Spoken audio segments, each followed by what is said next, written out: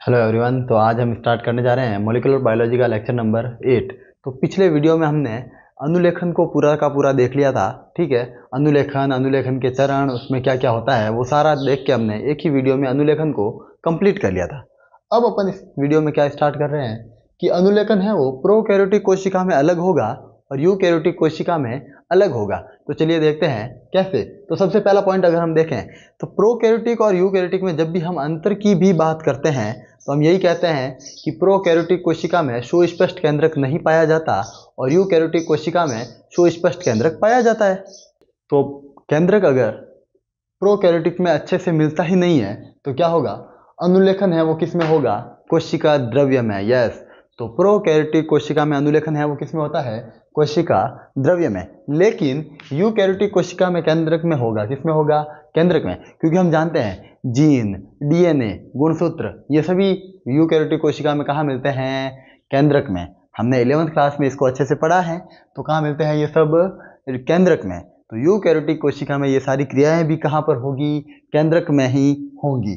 ठीक है, नेक्स्ट है प्रोकैरियोटिक कोशिका में केवल एक ही RNA polymerase enzyme. RNA polymerase enzyme कितना चाहिए, केवल एक, और वो क्या कर देगा, अनुलेखन को पूरा। यानी कि एक ही आरएनए पॉलीमरेज आएगा और वही आके सिग्मा कारक को ढूंढेगा। ठीक है, फिर एंड में जाके रो कारक को ढूंढेगा और किसको पूरा करेगा, अनुलेखन को। ठीक है, और लेकिन यूकैरियोटिक कोशिका में क्या होगा, तीन तीन आरएनए पॉलीमरेज एंजाइम काम आएंगे। कितने, तीन आरएनए पॉलीमरेज, फर्स्ट, सेकंड और थर्ड। अब जो फर्स्ट है वो आर आरएनए के लिए प्रयुक्त होता है, सेकंड है वो एच एन आरएनए के लिए प्रयुक्त होता है और थर्ड है वो टी आरएनए के लिए प्रयुक्त होता है। ये आरएनए क्या है, आगे अपन एक पूरा टॉपिक लेंगे आरएनए के प्रकार, उसमें इसको अपन अच्छे से समझ लेंगे। ठीक है, नेक्स्ट है फिर विखंडित जीन।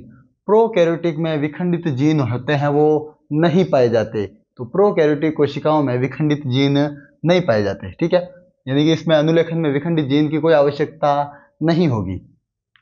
लेकिन यूकैरियोटिक कोशिका में विखंडित जीन पाए जाते हैं। कौन मिलेंगे, विखंडित जीन। और वो कौन से होते हैं भाई, व्यक्तेक तथा अव्यक्तेक, दो होते हैं विखंडित जीन, व्यक्तेक तथा अव्यक्तेक। ठीक है, इनको बोलते हैं एक्सॉन्स इंग्लिश में, वेरी इंपॉर्टेंट है, और इनको बोलते हैं इंट्रॉन्स। देखिए इंग्लिश के वर्ड को ज़्यादा प्रेफर करेंगे, हम ऐसे भी लिख सकते हैं, एग्जाम में ऐसे भी आ सकता है, एक्सॉन और इंट्रॉन, तो भी अपने को याद रखना है। अब ये होते क्या है, तो व्यक्तिक या जो एक्सॉन्स होते हैं वो आगे प्रोटीन निर्माण करते हैं, यानी कि आगे जो प्रोटीन बनाते हैं उनको अपन कहते हैं व्यक्तिक विखंडित जीन। और जो अव्यक्तिक यानी कि आगे चलकर जो प्रोटीन नहीं बनाते उनको क्या कहते हैं अपन, अव्यक्तिक या इंट्रॉन्स। ठीक है, नेक्स्ट है आरएनए प्रसंस्करण या प्रोसेसिंग अभिक्रिया नहीं पाई जाती है। प्रोकैरियोटिक में कोई आरएनए प्रोसेसिंग नहीं होगी, लेकिन यूकैरियोटिक में क्या होगा भाई, आरएनए प्रोसेसिंग पाई जाएगी। अब क्या होती है आरएनए प्रोसेसिंग, देखिए हम जानते हैं कि डीएनए से क्या बनता है, एमआरएनए। डीएनए से क्या बनता है, एमआरएनए। उसको अपन कहते हैं अनुलेखन, उसको अपन क्या कहते हैं, अनुलेखन। लेकिन जब डीएनए से पहले अगर एचएनआरएनए बन जाए, डीएनए से क्या बन जाए, एचएनआरएनए, और फिर जब एचएनआरएनए से एमआरएनए बनता है तो इस प्रोसेस को अपन कहते हैं आरएनए प्रोसेसिंग। क्या कहते हैं अपन, आरएनए प्रोसेसिंग। ये वर्ड आपको इंग्लिश वाला भी याद रखना, आरएनए प्रसंस्करण या आरएनए प्रोसेसिंग। ठीक है, तो इसको अपन क्या कह देंगे, आरएनए प्रोसेसिंग। ठीक है, फिर है लास्ट पॉइंट है क्या, अनुलेखन और अनुवादन एक दूसरे से जुड़े हुए होते हैं। हाँ भाई, प्रोकैरियोटिक कोशिका में अनुलेखन और अनुवादन है वो एक दूसरे से जुड़े हुए होते हैं, यानी कि एक साथ ही चलते रहते हैं। यानी कि अनुलेखन पूरा नहीं होगा उससे पहले ही क्या स्टार्ट हो जाएगा, अनुवादन, यानी कि प्रोटीन संश्लेषण। तो प्रोटीन संश्लेषण है वो अनुलेखन के पूरा होने से पहले ही क्या हो जाता है, स्टार्ट। लेकिन यूकैरियोटिक में क्या होता है भाई, अनुलेखन तथा अनुवादन अनुवादन अलग अलग होते हैं, अलग अलग होते हैं। ठीक है भाई, इसमें क्या होगा, अनुलेखन और अनुवादन है वो अलग अलग होंगे। एक बार फटाफट से देखिए इसको। प्रोकैरियोटिक में भाई अनुलेखन होगा कहाँ पर, कोशिका द्रव्य में, यूकैरियोटिक में केंद्रक में। आरएनए पॉलीमरेज एंजाइम कितना चाहिए, केवल एक ही, लेकिन इसमें कितने चाहिए, तीन तीन, फर्स्ट, सेकंड और थर्ड। इसमें क्या कोई विखंडित जीन मिलेंगे, नहीं। लेकिन इसमें मिलेंगे उनको अपन क्या कहते हैं, व्यक्तिक और अव्यक्तिक, एक्सॉन्स और इंट्रॉन्स। आरएनए प्रोसेसिंग नहीं पाई जाएगी, इसमें पाई जाएगी। और होती क्या है, जब एचएनआरएनए से डायरेक्ट एमआरएनए बनता है उसे अपन क्या कहते हैं, आरएनए प्रोसेसिंग। और प्रोकैरियोटिक में अनुलेखन और अनुवादन एक साथ जुड़े होते हैं, और ये पहले अनुलेखन पूरा होने से पहले ही प्रोटीन संश्लेषण स्टार्ट हो जाता है। लेकिन यूकैरियोट्स में ऐसा नहीं होता है, उनमें अनुलेखन और अनुवादन अलग अलग होते हैं। ठीक है, नेक्स्ट अपना टॉपिक होने वाला है आरएनए प्रसंस्करण। देखिए, आरएनए प्रसंस्करण को इंग्लिश में कहते हैं आरएनए प्रोसेसिंग। क्या कहते हैं, आरएनए प्रोसेसिंग। तो अपने को इंग्लिश वर्ड को भी ज़्यादा ध्यान देना है, आरएनए प्रोसेसिंग। अब अगर हम आरएनए प्रसंस्करण या प्रोसेसिंग की बात करें तो ये टॉपिक नीट और बोर्ड दोनों या कोई भी बायोलॉजी से रिलेटेड एग्जाम के लिए वेरी इंपॉर्टेंट टॉपिक है।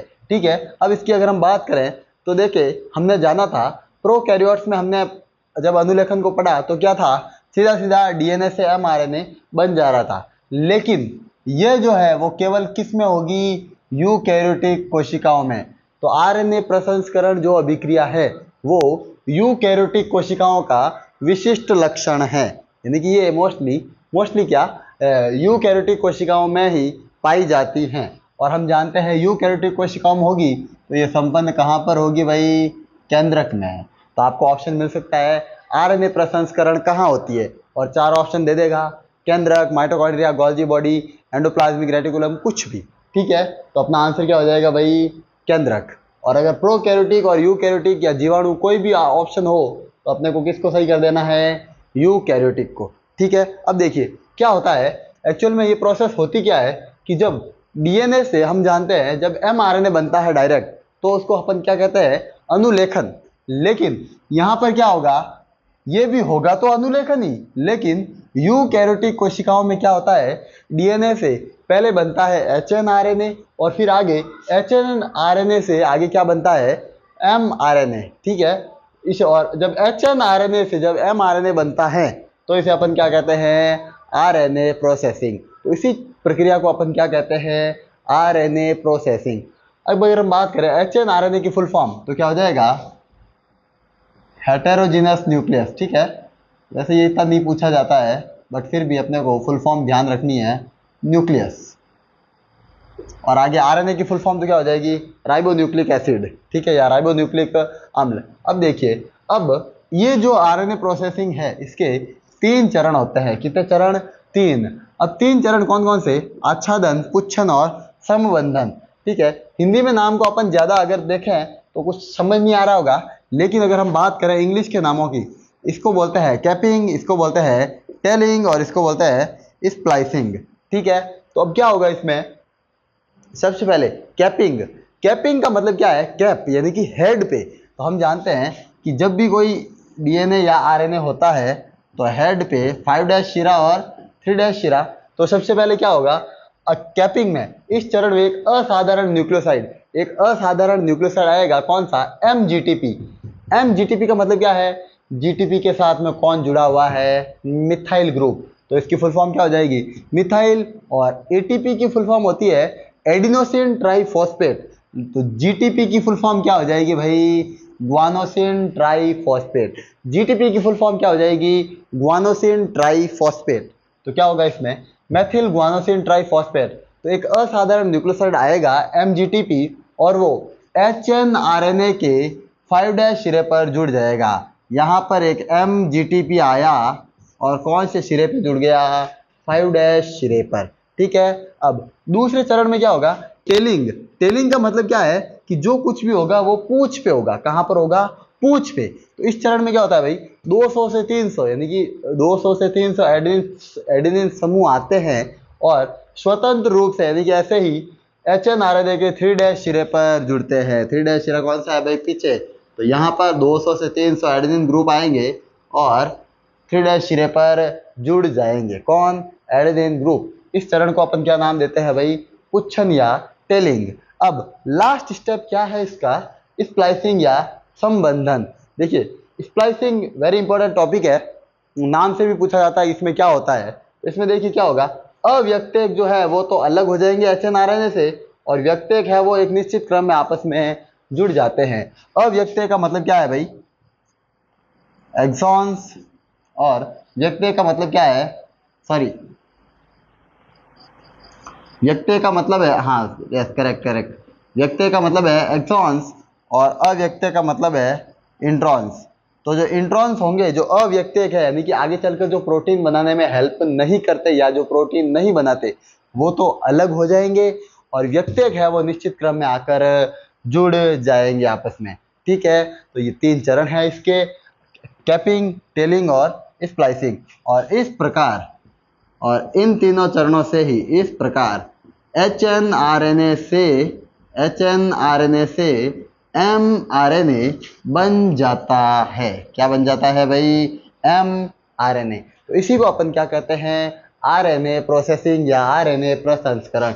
एक बार फटाक से क्विक रिवाइज करिए, आर एन ए प्रसंस्करण या प्रोसेसिंग अभिक्रिया कहाँ पर होगी, केंद्रक में। कौन सी कोशिकाओं का विशिष्ट लक्षण है, यूकैरियोटिक कोशिकाओं का। कहते किसे हैं, जब H N R N A से एम आर एन ए बनता है तो इसे अपन क्या कहते हैं, आर एन ए प्रोसेसिंग। और एम आर एन ए की फुल फॉर्म होती है मैसेंजर आर एन ए या दूत आर एन ए, वो अपन आगे देखेंगे अभी। अब और एच एन की फुल फॉर्म है हेट्रोजिनस न्यूक्लियस। ठीक है, अब आर एन ए प्रोसेसिंग के 3 चरण होते हैं, कैपिंग, टेलिंग और स्प्लाइसिंग। कैपिंग का मतलब क्या है, कैप, यानी कि हेड पे, यानी कि 5' सिरे पर एक एमजीटीपी आकर जुड़ता है।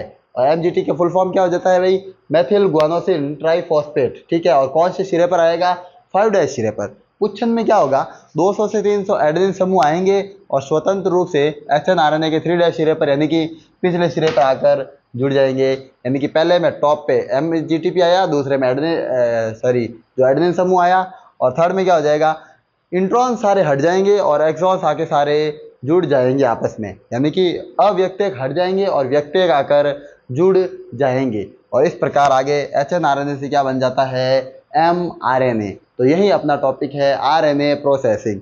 वेरी इंपॉर्टेंट है, अच्छे से इसको पढ़ लेना है। नेक्स्ट अपना टॉपिक होने वाला है उत्परिवर्तन, और जिसे इंग्लिश में कहते हैं म्यूटेशन। ठीक है, उत्परिवर्तन या म्यूटेशन बहुत ही अच्छा और बहुत ही इम्पोर्टेंट टॉपिक है, और ये हमारी बुक में जेनेटिक्स जो हमने पिछला चैप्टर पढ़ा उसमें भी दिया हुआ है, और इसमें भी दिया हुआ था। अपन ने दोनों को ही कंबाइन करके इसी चैप्टर में अपन एंड में पढ़ लेते हैं। तो देखिए, उत्परिवर्तन की खोज पहले तो किसने करी थी, ह्यूगो डी व्रीज ने। ठीक है, ह्यूगो डी व्रीज ने, नाम याद रखना है, पूछा जा सकता है। और ये नाम कहाँ पर आया था, जेनेटिक्स में। जो मेंडल की खोज जो की थी, पुनः रीडिस्कवरी ऑफ मेंडलिज्म, 3 साइंटिस्ट थे। ठीक है, Hugo de Vries, call coherence और एरिक वॉन शेरमार्क। तो वो वाले ये कौन है, ह्यूगो डी व्रीज। अब देखिए उत्परिवर्तन क्या है, बहुत ही सिंपल है। क्या होगा, डीएनए या आरएनए के अनुक्रम में होने वाला या फिर न्यूक्लियोटाइडों में होने वाला परिवर्तन ही क्या कहलाएगा, उत्परिवर्तन। यानी कि अगर कोई न्यूक्लियोटाइड छिड़ रहा है, इधर उधर हो रहा है, उसी चीज को अपन क्या कहते हैं, उत्परिवर्तन। ठीक है, अब देखिए उत्परिवर्तन जब होता है, यह उत्परिवर्तन अचानक और कहीं से भी हो सकता है। यानी कि मान लो ये कोई डीएनए की फ्रेम है, इसमें ठीक है, यू नहीं आएगा, A T G C T, ठीक है, कुछ भी आ रहा है, तो उत्परिवर्तन है वो अचानक होगा और कहीं से भी हो सकता है। ठीक है, हो सकता है ये उड़ गया, इधर एक एक्स्ट्रा आ गया कुछ, तो ऐसे तो कुछ भी परिवर्तन हो सकता है, और अचानक और कहीं से भी। और सामान्यतः जो उत्परिवर्तन होते हैं वो कैसे होते हैं भाई, हानिकारक। हमेशा मोस्टली उत्परिवर्तन है वो सामान्यतः कैसे होते हैं, हानिकारक या हार्मफुल, यानी कि वो हमें कुछ ना कुछ नुकसान ही पहुंचाएंगे। ठीक है, इसलिए ये कैसे होते हैं, अप्रभावी। अगर प्रभावी होते तो बात बात पे उसका जो है हानिकारक प्रभाव हो सकता था। ठीक है, और उत्परिवर्तन का उपचार, वेरी इंपॉर्टेंट चीज, किसके द्वारा होता है भाई, केवल गामा किरणों के द्वारा। उत्परिवर्तन का उपचार हम किससे कर सकते हैं, गामा किरणों पे। ठीक है, अब उत्परिवर्तन 2 प्रकार का होता है, बिंदु उत्परिवर्तन और फ्रेम शिफ्ट उत्परिवर्तन। तो बिंदु उत्परिवर्तन में क्या होगा, बिंदु का मतलब क्या है, पॉइंट का छिड़ना। ठीक है, पॉइंट यानी बिंदु। तो अब क्या होगा, इस प्रकार के उत्परिवर्तन केवल एक ही न्यूक्लियोटाइड हटता है या परिवर्तित हो जाता है। यानी कि एक ही न्यूक्लियोटाइड है वो छिड़ेगा, उसमें कुछ ना कुछ चेंज आएगा। और इसका एग्जाम्पल कौन है भाई, सिकल सेल एनीमिया। अगर आपको याद हो, आनुवंशिकता में हमें पढ़ा था, क्या होता है भाई, GAG का GUG हो जाता है, यानी कि ग्लूटामिक की बजाय वेलिन अमीनो अम्ल आ जाता है, याद होगा हमें। ठीक है, तो ग्लूटामिक की बजाय कौन आ जाएगा, वेलिन अमीनो अम्ल। इसी को अपन क्या कहते हैं, सिकल सेल एनीमिया, और हिंदी में इसे क्या कहते हैं, दात्र कोशिका अरक्तता। कभी कभी हिंदी का नाम भी ऐसे डाल देते हैं, ठीक है, तो अपन भी इसको ध्यान रख लेंगे। तो GAG का क्या हो जाएगा, GUG। और देखिए एग्जाम्पल हमेशा वही पूछे जाते हैं जो बुक में दिए हुए हैं, ठीक है। तो बिंदु उत्परिवर्तन का यही एग्जाम्पल अपने को दिया हुआ है, ये अपने को ध्यान रखना है, ठीक है। नेक्स्ट है फ्रेम शिफ्ट उत्परिवर्तन। अब इसमें क्या होगा कि फ्रेम ही चेंज हो जाएगी, यानी कि दो या दो से अधिक न्यूक्लियोटाइड है वो जुड़ेंगे या हटेंगे। तो दो या दो से अधिक न्यूक्लियोटाइड हट जाते हैं या जुड़ जाते हैं। और इसमें कभी कभी DNA की पूरी फ्रेम ही क्या हो जाती है, चेंज। उसे अपन क्या बोलते हैं, फ्रेम शिफ्ट उत्परिवर्तन। और इसका एग्जाम्पल कौन है, थैलेसीमिया। थैलेसीमिया रोग अगर हमें याद हो तो अल्फा थैलेसीमिया और बीटा थैलेसीमिया दो प्रकार का था। और उसमें क्या होता था कि हीमोग्लोबिन जो बनाने वाली जो श्रृंखला है, तो कभी अल्फा श्रृंखला नहीं बनती पूरी और कभी बीटा श्रृंखला ही नहीं बनती, क्योंकि उसमें क्या हो गया, फ्रेम शिफ्ट उत्परिवर्तन। अब देखिए उत्परिवर्तन किन किन कारकों के द्वारा होता है। तो उत्परिवर्तन करने वाले कारक कौन से हैं, तो पहले तो है विकिरणें। तो जो विकिरणें आती हैं वो क्या करती है भाई, उत्परिवर्तन। अब विकिरणें भी दो प्रकार की होती है, आयनिक और अनायनिक, ठीक है। तो अनायनिक किरणें कौन कौन सी है, एक्स किरणें और गामा किरणें, एक्स रेज और गामा रेज। तो ये दोनों क्या हो गई भाई, अनायनिक विकिरणें।